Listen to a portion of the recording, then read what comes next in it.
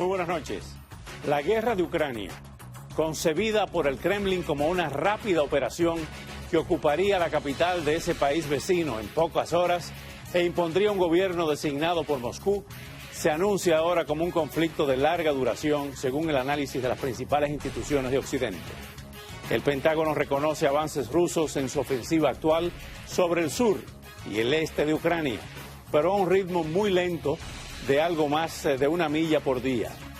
Y las estrategias de ambos bandos en conflicto se modifican para una guerra de desgaste para la cual quizás Rusia no tenga las reservas necesarias. Estados Unidos ha comenzado el entrenamiento directo de soldados ucranianos en el manejo de las modernas armas de artillería y cohetes que se destinan a la resistencia al avance ruso.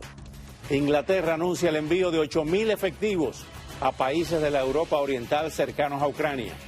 Polonia entrega a Kiev más de 200 tanques T-72 de fabricación soviética, mientras Rusia acude por primera vez al lanzamiento de cohetes desde submarinos contra ciudades ucranianas y se denuncian cada día nuevos crímenes de guerra que pasarán por siempre en la historia de la nación rusa.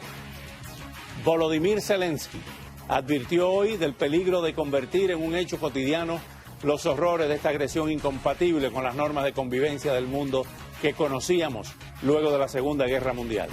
Esta noche repasamos de inmediato con un destacado investigador latinoamericano los aspectos más relevantes de este conflicto y veremos qué impacto ha tenido en nuestra nación el crecimiento negativo de la economía, reportado ayer por vez primera desde el inicio de la pandemia. En el plano local hablaremos de la muy esperada decisión de la ciudad de Miami sobre la construcción de un estadio para disfrutar el fútbol de primera calidad y en noche de viernes habrá finalmente música a cargo de 3 cubanas que se reúnen en un concierto de manera excepcional.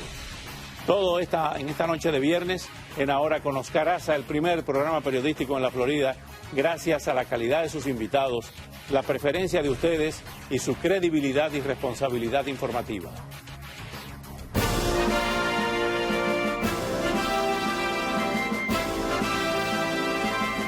Ahora, con Oscar Aza. Los últimos bombardeos en Kiev dejaron un fallecido. Este viernes se conoció que el cuerpo encontrado entre los escombros de un edificio residencial era la periodista ucraniana Vera Hirich, que trabajaba para Radio Free Europe y Radio Liberty, un medio financiado en su totalidad por el Congreso de Estados Unidos. Radio Liberty confirmó el trágico fallecimiento a través de un comunicado y destacaba que Hirich será recordada por su profesionalidad y dedicación. El bombardeo en Kiev, que también ha ocasionado 10 heridos, tuvo lugar durante una visita del secretario general de la ONU, Antonio Guterres, a la capital ucraniana. Rusia había dejado de bombardear la ciudad y sus alrededores en las últimas semanas para centrarse en establecer el control en el este y sur del país. Antes de comenzar con el desarrollo del programa y presentarles vía Zoom desde Chile al doctor Fernando Wilson, que nos honra nuevamente con su participación, doctor en Historia y profesor de la Universidad Adolfo Ibáñez en Chile. Queremos solidarizarnos con la clase periodística del mundo libre y en este caso de Ucrania, ya que Vera Hirich, la periodista asesinada por la cohetería rusa, era pues una figura muy conocida en la televisión y la radio de Ucrania, de Kiev, y también pues participada en la programación de Radio Europa Libre, donde participa también Álvaro Alba a través de Radio y Televisión Martí aquí en Miami y Sergio Borchevsky, nuestro colaborador desde Kiev. De manera que nos unimos al dolor de la clase periodística y nos unimos al dolor de la familia de Vera Hirich. En tal sentido, como homenaje a ella, hoy tenemos en nuestra solapa pues la bandera, el pin que nos trajo nuestro compañero Pedro Sepsek desde su viaje en la frontera de Polonia y Ucrania. Y lo usamos esta noche como homenaje a la memoria de Vera Hirich. Comenzamos con el doctor Fernando Wilson. Doctor Wilson, evidentemente que están ocurriendo muchas cosas, son muchas variables concurrentes en este día. Una de ellas es, sin lugar a dudas, este ataque con la presencia del secretario general de las Naciones Unidas en el día de ayer, el señor Guterres, pues se produce este ataque de cohetes cuando estaba reunido con Volodymyr Zelensky, ¿Qué es lo que busca Putin con estas acciones, provocando nuevamente la muerte de civiles y el ataque a zonas residenciales, hospitales y escuelas? Muy buenas noches y adelante, doctor Wilson. Muy buenas noches, muchas gracias por su invitación. Antes que nada, busca insistir en la voluntad de continuar manteniendo la agresión sobre Ucrania y de que no está dispuesto a ceder, que 2 meses después del inicio de la guerra mantiene su voluntad de ataque básicamente no disminuida. Eso en muchos sentidos es una confesión de debilidad, por cuanto de alguna forma una rigidización de su postura con ese calibre solamente confirma el hecho de que no tiene las herramientas de poder dentro de la propia Rusia para tratar de negociar una salida respecto a un plan que fracasó rotundamente en las primeras horas del conflicto y unas fuerzas armadas rusas que a estas alturas del partido ya tienen un grado de desgaste en términos operativos que es realmente considerable. Como se lo comentaba hace algunos momentos atrás, distintos sitios de fuentes abiertas de inteligencia, de Open Sources Intelligence, como Oryx, por ejemplo, listan sobre los 5.400 vehículos rusos destruidos, capturados o abandonados desde el inicio del conflicto. Dentro de ellos, más de 570 tanques. Un nivel de desgaste de ese calibre, unas cifras de bajas de en torno a los 20.000 hombres muertos, digamos, y una cifra de heridos que debe ser por lo menos 3 veces superior, claramente están mostrando que el ejército ruso está al límite de su capacidad de combate. Usted mismo refería hace algunos momentos atrás cómo precisamente las operaciones ofensivas remanentes avanzan a paso de tortuga, digamos 1 milla, 1,5 kilómetros por día, en pequeños ejes de avance que ya no representan el asalto mecanizado, la enorme potencia que se esperaba del ejército ruso. En una escena de esas características, lo que tememos en este momento más bien es que la guerra se mantiene no tanto por la expectativa de conseguir objetivos militares, que ciertamente ya están fuera del alcance, al menos los objetivos mayores de anular y absorber a Ucrania, de destruir su independencia, sino que por el contrario, el principal problema que enfrenta Vladimir Putin es político interno dentro de la propia Rusia. Es decir, cómo poder resolver su posición de poder al final de la guerra, teniendo que enfrentar las sanciones occidentales, el aislamiento en el que va a quedar, el colapso de las inversiones y un desafío que no es menor, que es que el único socio comercial realmente relevante que le va a quedar va a ser China. Una China que está más dispuesta a comprar Rusia antes que negociar con Rusia, con los problemas que ello determina. Ahora bien, volviendo al tema militar, hay un titular que dice que las tropas rusas se concentran ahora en el sur del país para consolidar su control sobre la zona. Han cambiado del norte al este y ahora al sur. ¿Qué quiere decir esto? ¿Improvisación? No, a ver, es básicamente la evolución de un plan que reduce cada vez más sus objetivos, tanto debido a la resistencia ucraniana como a las pérdidas rusas. El mismo ejército ruso hoy día es una fuerza mucho menos poderosa que la que era hace 2 meses atrás. Es una fuerza en buena parte consumida y tiene que concentrar sus esfuerzos de manera considerable en, digamos, cada vez blancos menores. Por eso también se continúan lanzando misiles sobre Kiev, Lviv, etcétera, para demostrar de alguna manera un apremio estratégico sobre la totalidad del territorio ucraniano, mientras el esfuerzo militar terrestre se concentra en áreas cada vez más reducidas. Ahora, ¿por qué en el sur? Básicamente porque es la zona donde han conseguido un objetivo que muchos plantean debió haber sido el objetivo inicial, que es la conexión terrestre entre Ucrania y el Donbass, que salvo, digamos, núcleos de resistencia que persisten en Mariupol, ya habría sido obtenido en términos relevantes.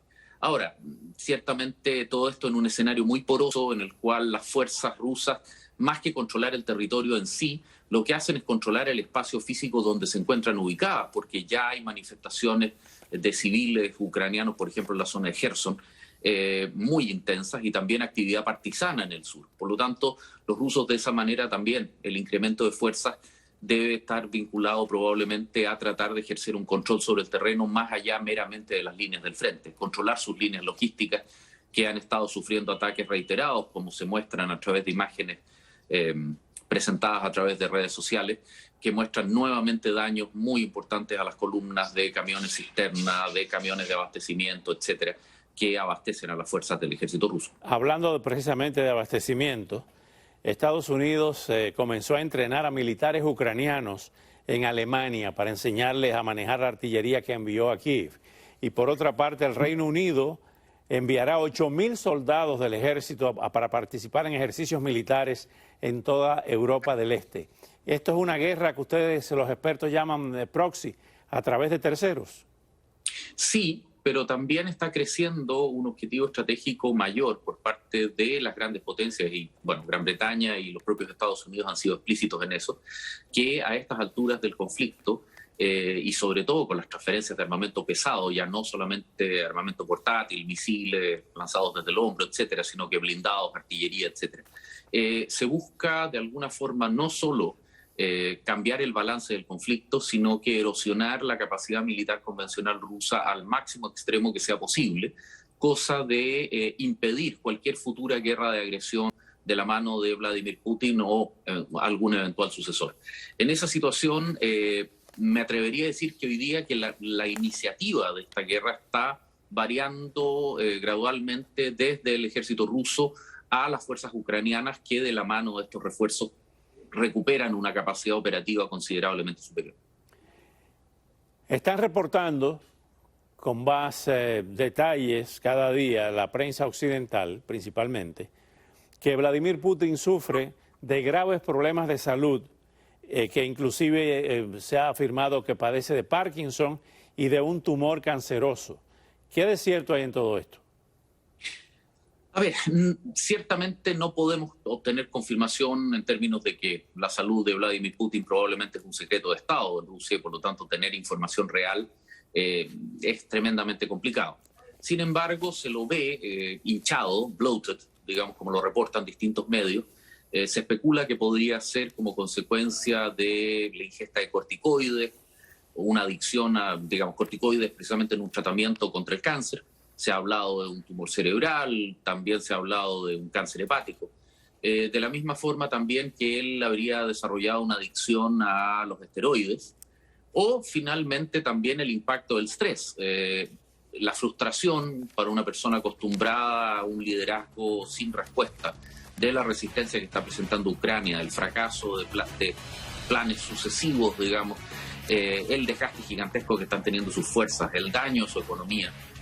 Están viendo colapsar delante de sus ojos lo que él consideraba era la gran obra de su vida, digamos, que era devolverle la grandeza a Rusia, cuando lo único que está consiguiendo es debilitar a Rusia y dejar a Rusia ya consolidada como una potencia mediana en el mejor de los casos, con relaciones comerciales y parcialmente aislada de la globalización, lo cual debe también imponer un régimen de frustración impresionante. Recordemos los primeros días de la guerra, cuando se constataban los primeros fracasos, cuando humilló y gritaba públicamente a un director de inteligencia ruso, y luego también el lenguaje corporal que asumía en algunas entrevistas donde se transmitía una furia, digamos, una impotencia gigantesca.